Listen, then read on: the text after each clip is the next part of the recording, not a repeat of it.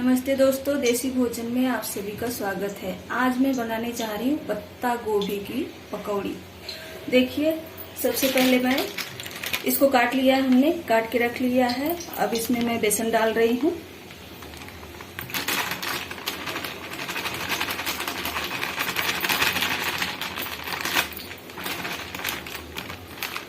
बेसन डाल दिया है हमने और उसके बाद अब मैं धनिया डाल रही हूँ, हरी धनिया। और अब ये है मिर्चा, लहसुन और जीरा हमने कूट के रख लिया था पहले। इसको भी डाल रही हूँ।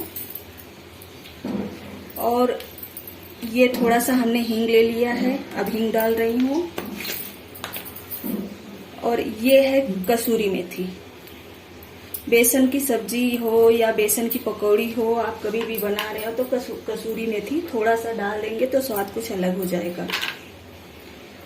और ये देखिए, 1 चम्मच में ले रही हूँ गरम मसाला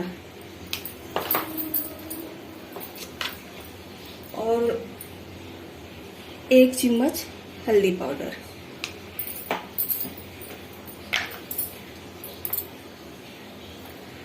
और वही 1 चम्मच धनिया, पिसा हुआ धनिया। अब इसमें मैं स्वाद के अनुसार नमक डालूंगी।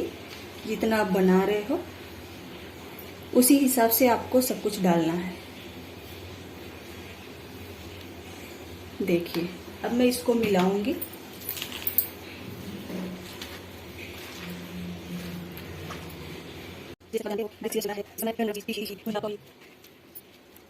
देखिए दोस्तों, ये सूखा सूखा है। अब इसमें मैं थोड़ा सा पानी डालूंगी। पानी आप हिसाब से ही डालना, क्योंकि ज्यादा गीला नहीं होना चाहिए और ज्यादा सूखा भी नहीं। देखिए दोस्तों, ये अच्छी तरह से मिल गया है। और अब मैं इसको छानने जा रही हूँ पकौड़ी को। हो गया अच्छी तरह से। और कढ़ाई मैंने पहले ही रख दिया है गर्म होने के लिए। देखिए दोस्तों, मैंने कढ़ाई पहले ही रख दिया था तेल गरम होने के लिए। अब मैं छानने जा रही हूँ। हमारा तेल गरम हो गया है।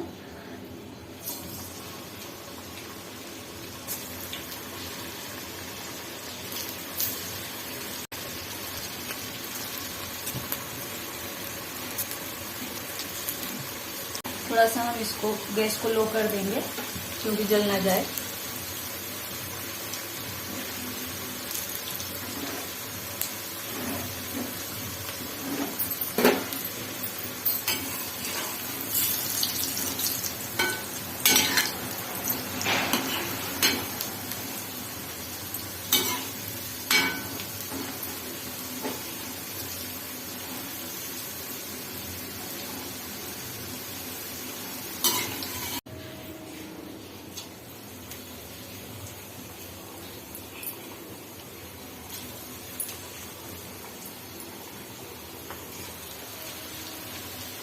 देखिए दोस्तों, गर्मा गर्म पकौड़ी अब तैयार हो गई है।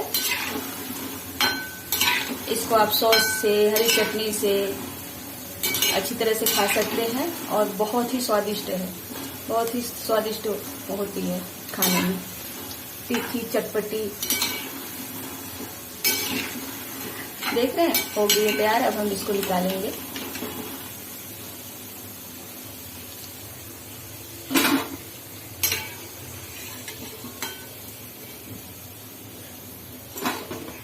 भजिया बन के तैयार है।